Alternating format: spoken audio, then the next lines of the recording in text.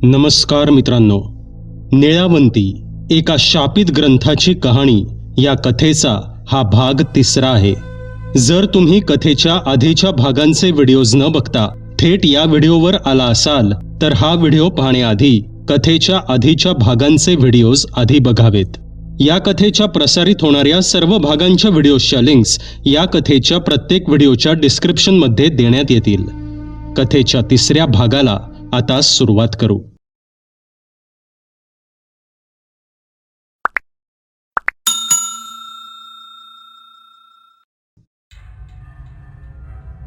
तसे मांत्रिक भीमाने पुन्हा आबासाहेबांना सांगितलं की प्रत्येक खजिनाच्या शोधाची सुरुवात त्या खजिन्याचं ठिकाण नेमकं कुठं आहे हे समजल्यावरच होते। आणि आबासाहेबांनी सांगितल्याप्रमाणे त्यांच्या पूर्वजांनी त्यांचा खानदानी खजिना समुद्रामध्ये बुडवून दिला होता। त्यामुळे भीमाने त्यांना विचारलं, तुम्हाला त्या खजिन्याबद्दल नेमकं कसं माहिती झालं? तसं आबासाहेबांनी एका जुन्या वहीबद्दल सांगितलं, ज्यामध्ये त्यांच्या पणजोबांनी त्या खजिन्याबद्दल लिहून ठेवलं होतं।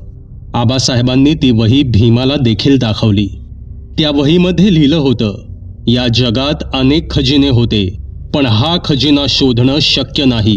7 विहिरी भरून जातील एवढी ती धनराशी आहे। हे सर्व वैभव पाहून मनाची तहान भागून जाते। काय कारण होतं माहीत नाही, पण जो याच्या मार्गात आला या धनराशीच्या ध्यासापोटी कित्येक पिढ्या संपून गेल्या। या धनपर्वताच्या शोधात कित्येक वीरांनी आपले प्राण त्यागले, पण ही अनंत धनराशी सागर तीर्थाच्या कुशीत बुडवून टाकली गेली। भीमाने त्या वहीमध्ये लिहिलेल्या या ओळी वाचल्या, पण त्याला देखील त्यातून काही समजलं नाही। कोकणात समुद्र होता हे खरं होतं, पण भीमाला एक गोष्ट समजत नव्हती।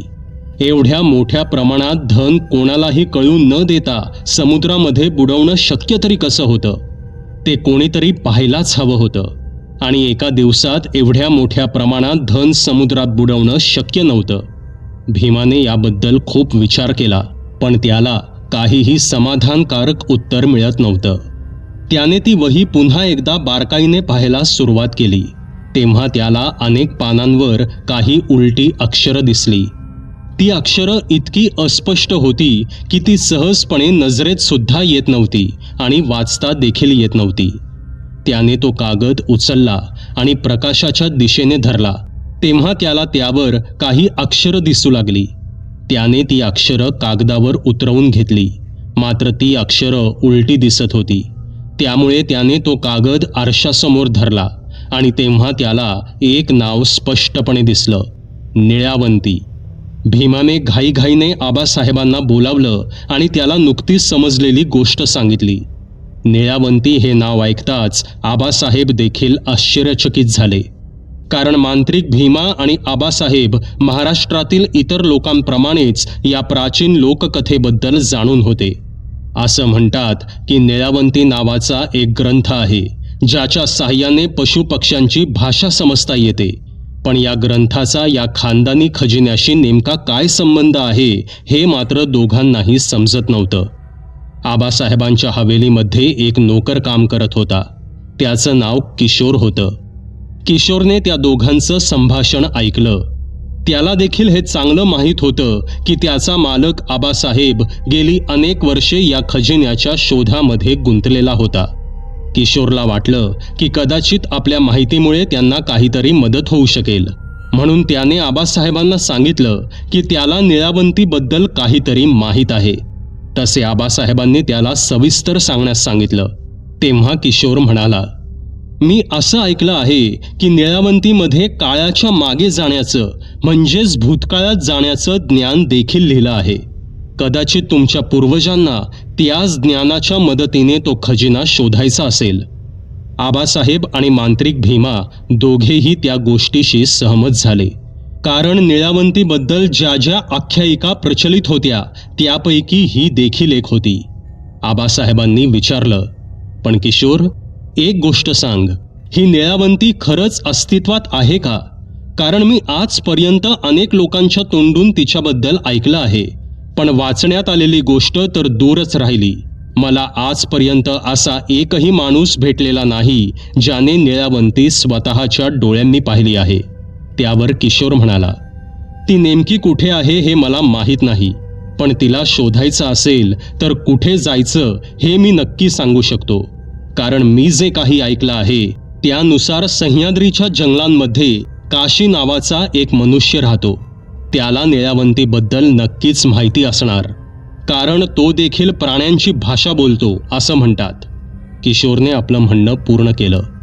ठीक आहे, मग आपण स्वतःच काशीला शोधू आणि त्याच्याकडूनच निळावंतीबद्दल माहिती मिळवू, आबासाहेब म्हणाले.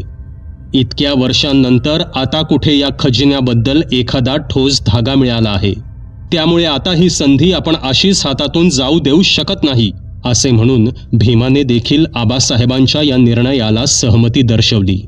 तसे आबासाहेब आणि भीमा दोघेही वेताळाच्या मूर्तीच्या मागावर निघाले.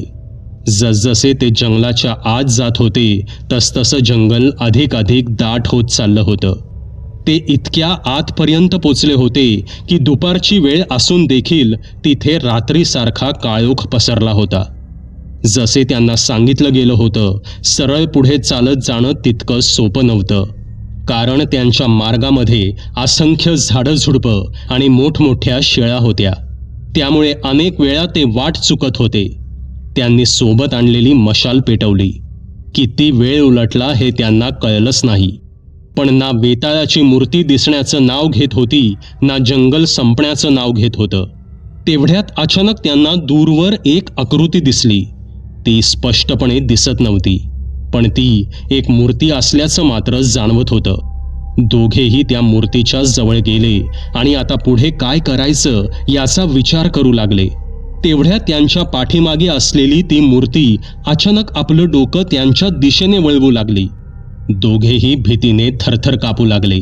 आता त्यांना समजलं की काशीच्या शोधात या जंगलात आलेला प्रत्येक मनुष्य गायब का होत होता किंवा मृत अवस्थेत का सापडत होता. ते कारण होतं भीती. पण ती केवळ भीती नव्हती. ज्या जागेवर ते दोघे उभे होते ती जागाच हळूहळू आकुंचन पावू लागली. आजूबाजूची जमीन आणि भिंती जणू त्यांच्या दिशेने सरकू लागल्या. जागा इतकी कमी होत चालली होती की काही क्षणातच आपण दोघेही या जागेमध्ये चिरडून जाऊ असं त्यांना वाटू लागलं. चारी बाजूंनी जागा इतकी अरुंद झाली की त्या दोघांचा श्वास कोंडू लागला. तेवढ्यात त्यांच्या पायाखाली अचानक एक भुयार तयार झालं आणि ते दोघेही त्यामध्ये कोसळले. ते भुयार म्हणजे कुठेतरी बाहेर जाण्याचा एक गुप्त मार्ग होता.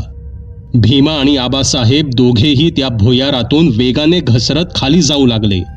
काही वेळानंतर ते कुठेतरी जाऊन जोरात आदळून पडले. जंगलाच्या तुलनेत तिथे खूपच प्रकाश होता. त्यांनी आजूबाजूला पाहिलं आणि त्यांना जाणवलं की ते एखाद्या जुन्या किल्ल्यामध्ये आले होते. इतर किल्ल्यांप्रमाणे हा किल्ला एखाद्या उंच डोंगरावर किंवा टेकडीवर नव्हता. उलट तो जमिनीच्या पातळीपेक्षा बऱ्याच खाली बांधलेला होता. किल्ल्याची अवस्था देखील फारशी चांगली नव्हती. काही भिंती आणि काही खांब अजूनही शिल्लक होते, तर बाकीचा बहुतांश भाग काळाच्या ओघात कोसळून गेला होता. भुयारातून खाली घसरताना भीमा आणि आबासाहेबांच्या शरीराला अनेक ठिकाणी खरचटलं होतं आणि त्यांचे कपडे देखील काही ठिकाणी फाटले होते. पण ते दोघे ज्या गोष्टीमुळे सर्वात जास्त गोंधळले होते ती म्हणजे ते जंगलाच्या नेमक्या कोणत्या भागात आले होते हे त्यांना अजिबात समजत नव्हतं. दोघेही उठले आणि त्या जुन्या किल्ल्यातून बाहेर पडण्याचा मार्ग शोधू लागले, कारण ते ज्या ठिकाणाहून खाली पडले होते त्या भुयाराचा शेवट जमिनीपासून तब्बल 10-12 हात उंचीवर होता. चढाई अगदी सरळ होती, त्यामुळे तिथे सहजपणे पोचणं शक्य नव्हतं. दुसरी गोष्ट म्हणजे त्यांना पुन्हा त्या जागी जायचंही नव्हतं. हा किल्ला जमिनीच्या पातळीखाली बांधलेला असला तरी तो एका अतिशय विशाल परिसरात पसरलेला होता. जेव्हा हा किल्ला बांधला गेला असेल तेव्हा मजूर नक्कीच जमिनीच्या खाली येत असतील. त्यामुळे वर जाण्यासाठी एखादा ना एखादा मार्ग नक्कीच असायला हवा होता. पण बराच वेळ शोध घेतल्यानंतर सुद्धा त्यांना वर जाण्याचा कोणताही मार्ग सापडत नव्हता. त्या परिसरामध्ये अनेक गुहा देखील होत्या, पण त्या गुहा आतून किती खोलवर गेल्या आहेत याचा काहीच अंदाज येत नव्हता. त्यांच्याकडे असलेली मशाल देखील काही वेळापूर्वी झालेल्या गोंधळामध्ये कुठेतरी खाली पडली होती. वेळ निघून चालला होता. दिवसाची नेमकी कोणती वेळ झाली आहे हे त्यांना समजत नव्हतं, पण दिवस कधीतरी मावळणार होताच. भीमाचं म्हणणं होतं की अशा ठिकाणी रात्रीच्या वेळी थांबणं योग्य नसतं. अशा जागा शापित असतात. त्याचं असंही म्हणणं होतं की किल्ल्यामध्ये ज्यांनी आपला जीव गमावला असेल कदाचित त्यांची हत्या याच ठिकाणी झाली असावी. आबासाहेबांना भीमाचं म्हणणं पटलं. आता त्यांना देखील चिंता वाटू लागली होती. गोष्ट फक्त या ठिकाणाहून बाहेर पडण्याची राहिली नव्हती. आता स्वतःचा जीव वाचवणंही तितकंच महत्त्वाचं झालं होतं. तिथे एकूण 22 गुहा होत्या, पण कोणत्याही गुहेमध्ये प्रकाश नव्हता. त्यामुळे आत जाऊन मार्ग शोधणं जवळजवळ अशक्य होतं. तेवढ्यात भीमाला एक चकमकीचा दगड दिसला. त्याने त्याच्या मदतीने आग पेटवून नवीन मशाल तयार करण्याचा विचार केला. बराच वेळ प्रयत्न केल्यानंतर अखेर आग पेटली, पण तोपर्यंत दिवस मावळला होता. अंधार हळूहळू अधिक गडद होत चालला होता. त्यांच्याकडे आता फारसा वेळ उरला नव्हता. दोघेही पहिल्या गुहेमध्ये मशाल घेऊन आत शिरले. गुहा खूपच लांबपर्यंत पसरलेली असावी असं वाटत होतं, कारण मशालीचा प्रकाश फार दूरपर्यंत पोचत नव्हता. ते जितके पुढे जात होते तितकी गुहा आणखी पुढे पसरलेली दिसत होती. दिवसभर जंगलामध्ये चालल्यामुळे आधीच दोघांचेही पाय थकून गेले होते. त्यात या भुयारातून खाली पडल्यामुळे शरीरावर अनेक ठिकाणी दुखापती झाल्या होत्या आणि त्यातच त्यांच्या पोटात भुकेने कावळे ओरडत होते. अशा परिस्थितीत जर प्रत्येक गुहा इतकीच मोठी असेल तर ते काय करू शकणार होते? मशाल अर्ध्यापेक्षा जास्त जळून गेली होती. तेव्हा भीमा म्हणाला, आपण आता आणखी पुढे जाऊ शकत नाही, कारण त्यानंतर परत येण्यासाठी आपल्याकडे पुरेसा प्रकाश शिल्लक राहणार नाही. आबासाहेब त्याचं म्हणणं ऐकत होते. भीमा पुढे म्हणाला, आणि जर आपण याच गुहेमध्ये अडकून पडलो तर उद्या दिवस उगवल्यानंतर सुद्धा आपल्याला इथे प्रकाश मिळणार नाही. त्यात दिशेचा अंदाज न आल्यामुळे आपण गुहेच्या आतच कायमचे अडकून पडू शकतो. पण आबासाहेबांचं म्हणणं वेगळं होतं. ते म्हणाले, पण आपला हा निर्णय चुकीचा ठरला तर? कदाचित बाहेर जाण्याचा मार्ग याच गुहेमधून पुढे निघत असेल तर? आपण आता परत फिरलो तर कदाचित आपल्याकडून ती संधी गमावली जाईल. समस्या दोन्ही बाजूंनी होती. दोघेही मोठ्या द्विधा मनस्थितीत सापडले होते. दोघांनाही एकमेकांचं म्हणणं योग्य वाटत होतं, पण निर्णय घेण्यासाठी वेळ नव्हता. आणखी थोडा वेळ गेला असता तर हातातील मशाल तिथेच विझली असती. ते गुहेच्या खूप आतपर्यंत आले होते. शेवटी भीमा म्हणाला, आबासाहेब, तुमचं म्हणणं सुद्धा योग्य आहे, पण आपण आधी बाहेर जाऊया आणि भरपूर मशाली तयार करूया. त्यानंतर दुसऱ्या गुहेपासून पुन्हा शोध सुरू करू. जर बाकीच्या सर्व गुहांमध्ये आपल्याला बाहेर जाण्याचा मार्ग सापडला नाही तर आपण पुन्हा पहिल्या गुहेमध्ये येऊ. त्यामुळे आपल्याकडे वाचण्याची संधी अधिक राहील. आबासाहेबांना भीमाचं म्हणणं पटलं. दोघेही गुहेतून बाहेर आले. भीमाचं म्हणणं अगदी बरोबर होतं, कारण ते गुहेच्या प्रवेशद्वारापाशी पोचताच त्यांच्या हातातील मशाल विझली.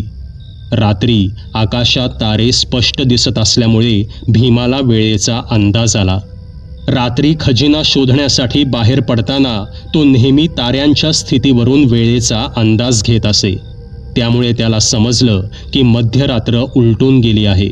आता धोका पूर्वीपेक्षा सुद्धा अधिक वाढला होता, कारण रात्रीची हीच ती वेळ होती जेव्हा सर्व प्रकारच्या अनिष्ट आणि आघोरी घटना घडत असतात. साधनांची कमतरता असल्यामुळे मशाली तयार करण्यासाठी बराच वेळ लागत होता. अशा परिस्थितीत सुद्धा भीमाने 5 मशाली तयार केल्या होत्या, पण एवढ्या मशाली एका गुहेसाठी सुद्धा पुरेशा ठरतील याची त्याला खात्री वाटत नव्हती. भीमा देखील आता पूर्णपणे थकला होता. त्याचं मन म्हणत होतं की काहीही झालं तरी बाहेर जाण्याचा मार्ग शोधणं आवश्यक आहे, पण त्याचं शरीर त्याला साथ देत नव्हतं. त्याला विश्रांतीची नितांत गरज होती. आबासाहेबांची अवस्था देखील यापेक्षा वेगळी नव्हती. शेवटी दोघांनी सकाळ होईपर्यंत वाट पाहण्याचा निर्णय घेतला.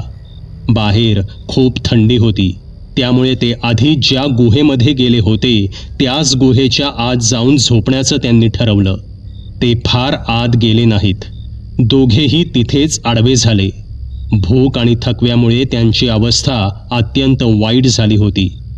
आडवे पडताच दोघांनाही झोप लागली. तेवढ्यात आबासाहेबांना कुठून तरी पैंजणांचा आवाज ऐकू आला. सुरुवातीला त्यांनी विचार केला की कदाचित हा त्यांचा भ्रम असावा. कधीकधी प्रचंड थकव्यामुळे मेंदूसुद्धा विचित्र भास निर्माण करू लागतो. पण पुन्हा तसाच आवाज आला. यावेळी भीमाची देखील झोप उडाली आणि तो उठून बसला. आबासाहेब आधीपासूनच जागे असल्याचं पाहून भीमाला समजलं की तो आवाज फक्त त्यालाच ऐकू आलेला नव्हता. पुन्हा एकदा पैंजणांचा आवाज आला. यावेळी तो पूर्वीपेक्षा खूप मोठा होता. दोघांनाही खूप भीती वाटत होती, पण त्या आवाजाचा सामना करण्याशिवाय त्यांच्याकडे दुसरा कोणताही मार्ग नव्हता. एकमेकांचा हात घट्ट धरून दोघेही गुहेच्या बाहेर आले आणि तो आवाज नेमका कुठून येत आहे याचा शोध घेऊ लागले. थोड्या वेळाने पुन्हा तो आवाज आला. तो आवाज एखाद्या गुहेमधून येत होता, पण ती नेमकी कोणती गुहा आहे हे समजत नव्हतं. भीमाने मशाल पेटवली आणि ते दोघे प्रत्येक गुहेच्या तोंडाशी जाऊन तो आवाज कुठून येत आहे हे ऐकू लागले. सर्व गुहांची तोंड एकमेकांना लागूनच होती. ते 13व्या गुहेजवळ पोचताच तो आवाज आणखीनच मोठा झाला. दोघेही दबक्या पावलांनी त्या गुहेच्या आत जाऊ लागले. आता त्यांच्या मनातील भीती मर्यादेपलीकडे गेली होती. भीमाचा पूर्वीचा भित्रा स्वभाव पुन्हा जागा झाला होता आणि त्याचे पाय अक्षरशः थरथर कापत होते. ते गुहेच्या बऱ्यापैकी आतपर्यंत गेले होते, पण ते जितके पुढे जात होते तितका तो आवाज आणखी आतून येत असल्यासारखा वाटत होता. तेवढ्यात खूप दूर कुठेतरी एक लुकलुकणारा प्रकाश त्यांना दिसला. तो अगदी भीमाच्या हातातील मशालीसारखाच दिसत होता. दोघेही सावकाश त्या प्रकाशाच्या दिशेने पुढे जाऊ लागले. तो प्रकाश गुहेच्या आत असलेल्या आणखी एका छोट्या गुहेतून येत होता. दोघे त्या छोट्या गुहेच्या तोंडापाशी पोचले आणि आतलं दृश्य पाहताच दोघेही अक्षरशः थक्क झाले. तिथे एक किशोरवयीन मुलगा उभा होता. त्याच्या हातात एक काठी होती आणि त्या काठीला घुंगरू बांधलेलं होतं. तो मुलगा ती काठी जमिनीवर आपटत होता आणि त्यातून पैंजणांसारखा आवाज निर्माण होत होता. पण सर्वात आश्चर्यकारक गोष्ट म्हणजे त्याच्या आजूबाजूला जंगलातील जवळजवळ प्रत्येक प्राण्याचा एक एक प्रतिनिधी उपस्थित होता. जणू तिथे त्या सर्वांची एखादी सभा भरली होती आणि तो मुलगा त्या सभेचं नेतृत्व करत होता. तो मुलगा प्रत्येक प्राण्याशी बोलत होता. भीमा आणि आबासाहेब दोघांच्याही लक्षात आलं की ते ज्याच्या शोधात इतका वेळ भटकत होते तोच हा मनुष्य असावा, काशी. त्या गुहेमध्ये सिंह, लांडगा, कोल्हा, तरस, हरिण, मोर, साप, विंचू आणि अशा अनेक प्रकारचे जंगली पशु उपस्थित होते. जंगलात ज्यांचं एकमेकांशी वैर असायचं असे प्राणीही एकमेकांच्या शेजारी शांतपणे बसले होते. भीमा आणि आबासाहेब दोघेही हैराण झाले. आता आत कसं जावं असा प्रश्न त्यांच्या मनात निर्माण झाला. कारण एखाद्या प्राण्याने त्यांच्यावर हल्ला केला तर काय होईल याची त्यांना भीती वाटत होती. ते गुहेच्या आत तर आले होते, पण त्यांच्यात पुढे जाण्याचं धाडस होत नव्हतं. तेवढ्यात त्या मुलाची नजर त्यांच्यावर पडली. त्यानं आपलं डोकं हलवून त्यांना जवळ येण्याचा इशारा केला. भीमा आणि आबासाहेब दोघेही त्याच्या जवळ जाऊन उभे राहिले. त्या मुलाचा चेहरा इतका आकर्षक होता की भीमाने आणि आबासाहेबांनी सुद्धा आपल्या संपूर्ण आयुष्यात त्याच्यासारखा सुंदर मनुष्य कधीच पाहिला नव्हता. त्याने अंगावर फक्त एक धोतर परिधान केलं होतं. त्याचं शरीर अत्यंत पिळदार आणि मजबूत होतं. पुष्ट बाहू, खांद्यावर रुळणारे लांब केस आणि त्याच्या चेहऱ्यावरील ते विलक्षण हास्य, त्याचं वर्णन करावं तेवढं कमीच होतं. एखादा मनुष्यच काय, एखादा प्राणीसुद्धा त्याच्या त्या मोहक हास्यावर भाळला असता. त्याच्या चेहऱ्यावर एक विचित्र प्रकारची शांतता होती. अशी शांतता त्यांनी याआधी कोणाच्याही चेहऱ्यावर पाहिली नव्हती. जगातील सर्व सुखसोयींपासून दूर फक्त या जंगली प्राण्यांच्या सहवासात राहून सुद्धा तो इतका आनंदी दिसत होता जितका आनंदी या जगातील सर्वात श्रीमंत मनुष्य सुद्धा कदाचित कधीच राहू शकला नसता. त्या मुलाने त्यांना विचारलं की ते इथे कसे पोचले हे त्याला माहीत आहे, पण ते इथे नेमके कोणत्या उद्देशानं आले आहेत हे त्याला जाणून घ्यायचंय. तो म्हणाला, जर तुम्ही निळावंतीबद्दल जाणून घेण्यासाठी इथे आला असाल तर तुमच्यासाठी इथून जिवंत परत जाणं कठीण आहे. भीमा आणि आबासाहेब एकमेकांकडे पाहू लागले. तो मुलगा पुढे म्हणाला, तुम्हाला कोणी मारणार नाही, पण निळावंतीचं रहस्यच असं आहे की ते एका बैठकीत ऐकावं लागतं. मी तुम्हाला ते एका बैठकीत सांगू शकतो, पण ते ऐकणाऱ्या व्यक्तीमध्ये ते सहन करण्याची क्षमता नसेल तर त्याला स्वतःचा जीव गमवावा लागतो. ते ऐकून आबासाहेबांनी त्याला सांगितलं, आम्हाला निळावंतीबद्दल फक्त एवढंच जाणून घ्यायचं आहे की आमच्या एका पूर्वजाने लिहिलेल्या त्या पुस्तकाचा तिच्याशी नेमका काय संबंध आहे. आम्हाला प्राणीपक्ष्यांची भाषा समजून घेण्यात कोणताही रस नाहीये. त्यानंतर आबासाहेबांनी आपल्या खानदानी खजिन्याची संपूर्ण कहाणी त्याला सांगितली. भीमाशी झालेली त्यांची भेट, भीमाकडून मिळालेली माहिती आणि त्या गुप्त गुहेपर्यंत पोचण्याची संपूर्ण कहाणी सुद्धा त्यांनी त्याला सांगितली. ते सर्व ऐकल्यानंतर तो मुलगा शांतपणे म्हणाला, माझं कोणतंही नाव नाही. इथे येणाऱ्या लोकांच्या तोंडूनच मी ऐकलं आहे की लोक मला काशी या नावानं ओळखतात. लोकांना असं वाटतं की मला प्राणी पक्ष्यांची भाषा येते आणि त्याचं कारण निळावंती आहे, पण मी तो ग्रंथ वाचून प्राण्यांची भाषा शिकलेलो नाही. स्वतः रुद्रगणिका निळावंतीने मला ही भाषा शिकवली आहे. आबासाहेब आश्चर्यचकित होऊन म्हणाले, काय, निळावंती एक स्त्री होती? हे आम्हाला माहीत नव्हतं. आम्ही तर फक्त एवढंच ऐकलं होतं की निळावंती नावाचा एक ग्रंथ आहे आणि तो वाचल्यामुळे प्राणी पक्ष्यांची भाषा समजते. काशीने त्यांच्याकडे पाहिलं आणि विचारलं, पण तुम्हाला निळावंतीबद्दल जाणून घ्यायचं तरी का आहे, जरा मला सांगा. सबस्क्राईब करा एटी स्टोरी टेलर चॅनलला आणि बेल आयकन दाबून ऑलवर क्लिक करा आमचे व्हिडिओज सगळ्यात आधी बघण्यासाठी.